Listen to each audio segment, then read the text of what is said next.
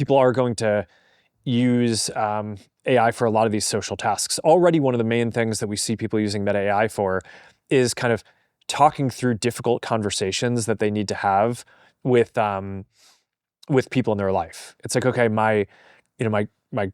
having this issue with my girlfriend or whatever, like help me have this conversation. Or like, I need to have this hard conversation with my boss at work. Like, how do I have that conversation? That's pretty helpful.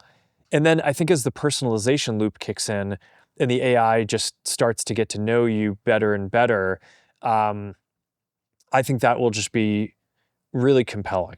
One thing just from working on social media for a long time is there's the stat that I always think is crazy. The average American, I think it's fewer than 3 friends.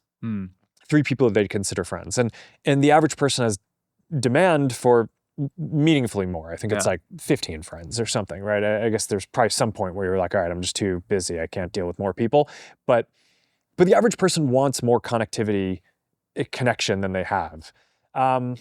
So there's a lot of questions that people ask of stuff like, okay, is this going to replace kind of in-person connections or real life connections? And my default is that the answer to that is probably no. I think I think that there are all these things that are better about kind of physical connections when you can have them, but the reality is that people just don't have the connection and they feel more alone a lot of the time than they would like.